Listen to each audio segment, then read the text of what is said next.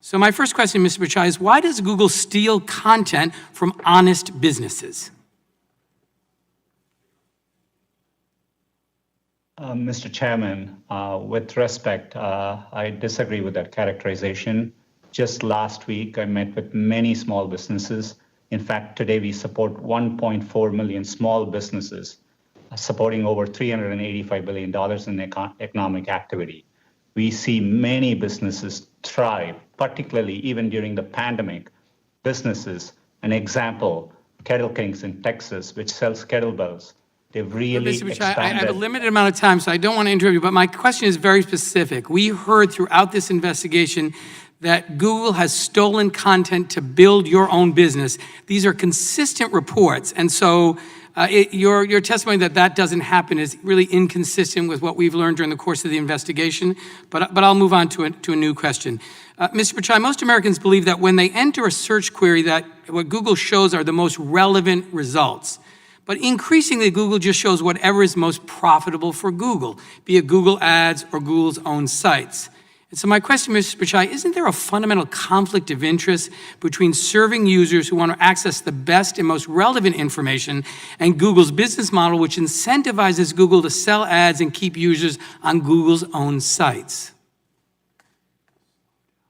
We've always focused on providing users the most relevant information, and we rely on the trust for users to come back to Google every day.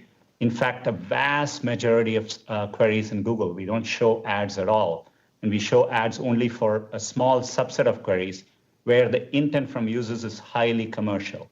It was reported that Donald Trump Jr. got taken down for a period of time because he put something up on the efficacy of hydroxychloroquine.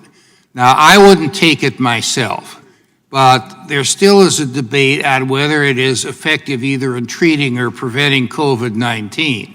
And I think that this is a legitimate matter of discussion, and it would be up to a patient and their doctor to determine whether hydroxychloroquine was the correct medication given the circumstances. Now, why did that happen? Congressman, well, first, to be clear, I think what you might be referring to happened on Twitter, so it's hard for me to speak to that, but I can talk to our policies about this.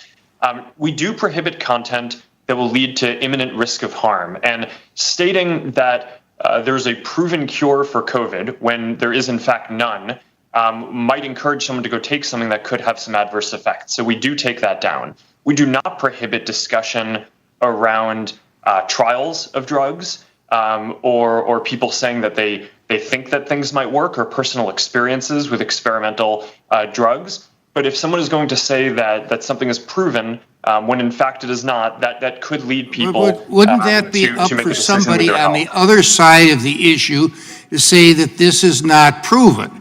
And, I know as a fact that, for people with certain conditions, it's contraindicated and they shouldn't take it on that. But wouldn't that be up to somebody else, to say, okay, what somebody posted on this really isn't true, and here's what the facts are, rather than having a Twitter or a Facebook take it down?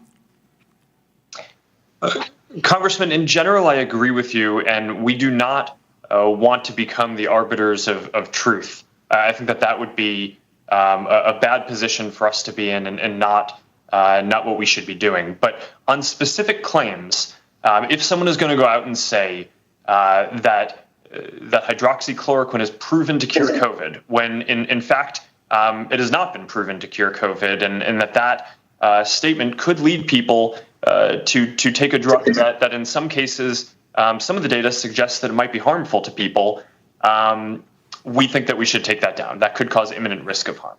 Okay, thank you. I yield back. Mr. Bezos, in July 2019, your employee, Nate Sutton, told me under oath in this committee that Amazon does not, quote, use any specific seller data when creating its own private brand product. So let me ask you, Mr. Bezos, does Amazon ever access and use third-party seller data when making business decisions? And just a yes or no will suffice, sir. I thank you for the question. I know it's an important topic, and I also want to thank you for representing us.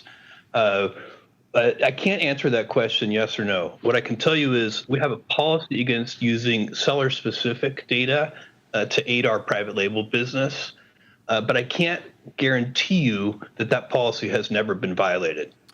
Mr. Bezos, you're probably aware that an April 2020 report in the Wall Street Journal revealed that your company does access data on third-party sellers, both by reviewing data on popular individual sellers and products and by creating tiny product categories that allowed your company to categorically access detailed seller information in a supposedly aggregate category. Do you deny that report? I'm familiar with the Wall Street Journal article that you're talking about, and we continue to look into that very carefully. I'm not yet satisfied that we've gotten to the bottom of it, and we're going to keep looking at it. Okay. It's not as easy to do as you would think because some of the sources in the article are anonymous, but we continue to look into it. I'll take that as you're not denying that, you're looking into it. I will tell you a former Amazon employee in third-party sales and recruitment told this committee, quote, "There's a rule, but there's nobody enforcing or spot checking. They just say, don't help yourself to the data. It's a candy shop. Everyone can have access to anything they want." Do category managers have access to non-public data about third-party products and businesses? Here's what I can tell you. We do have certain safeguards in place. We train people on the policy. We expect people to follow that policy the same way we would any other. It's voluntary policy, as far as I'm aware. So there's no actual data at all. enforcement. There's no actual enforcement of that policy. So it's voluntary and there's no actual enforcement. So maybe that answers my. Sorry. No, I think I may have misspoke. I'm trying to say that the fact that we have such a policy is voluntary. I think no other retailer even has such a policy.